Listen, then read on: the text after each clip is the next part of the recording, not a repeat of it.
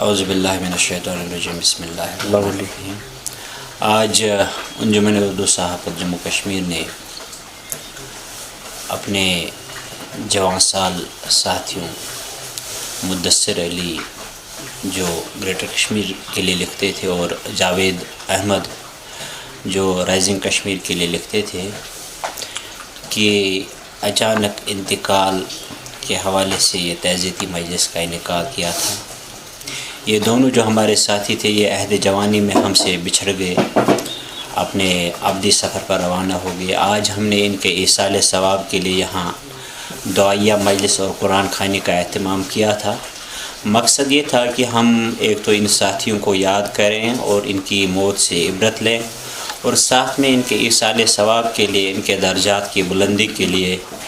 اللہ کی بارگاہ میں دعا کریں، اور ساتھ ہی قرآن خوانی کا اہتمام کریں گے۔ قرآن جو ہے یہ ایک ایسا جو ہے صدقہ ہے جس کا اجر بہت ہی عظیم ہے۔ تو ہم نے قرآن خوانی اور دعائیہ مجلس کے ذریعے ہی اپنے ان ساتھیوں کو جو ہم سے بچھڑ گئے اس سال، اور اس کے علاوہ ہمارے کچھ ساتھیوں کے عزیزی اقربا بھی اس دوران ہم سے بچھڑ گئے، تو ان سب کے جو ہمارے ساتھی تھے، چاہے وہ خود ہم سے رخصت ہو گئے یا ان کے عزیزی اقربا ہم سے رخصت ہو گئے، ان سب کے ایصال ثواب اور درجات کی بلندی کے لیے ہم نے اس محفل کا اہتمام کیا تھا۔ یہاں ہم نے قرآن کی تلاوت کی، دعاؤں کا اہتمام کیا، اور اس میں بیشتر ہمارے دوستوں نے شرکت کر کے ان ساتھیوں کو نہ صرف خراج عقیدت ادا کیا بلکہ ان کی درجات کی بلندی اور مغفرت کے لیے بھی دعا کی، اور ہم اس محفل میں آ کر خوش نصیب اپنے آپ کو محسوس کر دیں کہ ہم نے کم از کم اپنے ان ساتھیوں کو یاد کر کے اصل میں اپنی عاقبت کو سنوارنے کی کوشش کی ہے۔ تو کتنا لاس ہے صحافت کی برادری، صحافت کے میدان میں ان کے فوت ہونے سے؟ جہاں تک مدثر علی صاحب اور جاوید صاحب کے انتقال کا تعلق ہے، تو یہ دو ایسے صحافی تھے جو ابھی جوان سالی میں ہی تھے، ابھی انہیں بہت صحافت کرنی، یہ بہت بڑا نقصان، ایک ایسا نقصان ہے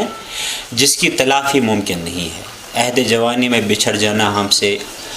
یہ ایک ایسے سٹیج پہ پہنچے تھے جہاں یہ میچور صحافی اب بنے تھے، صحافت اب انہیں اصل میں کرنی تھی، ابھی ان کے 20-30 سال صحافت کے تھے، تو ایسے میں ہم سے بچھڑ جانا یہ ایک ایسا صدمہ ہے جس کو برداشت کرنا بھی بہت مشکل ہے، کیونکہ ہمارے ساتھ ہی ان کے دن اور رات گزرتے تھے،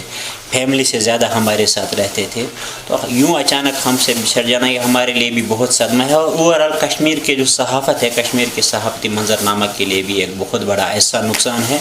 جس کی تلافی مجھے نہیں لگتا کہ ممکن ہے۔ یہ جو خلی جو ویکیوم جو پیدا ہوا اس کو پر کرنا مجھے نہیں لگتا ممکن ہے۔ اللہ ان کے درجات بلند کرے اور ہمیں بھی جناب ان کے نقش قدم پر چلنے کی توفیق عطا فرمائے۔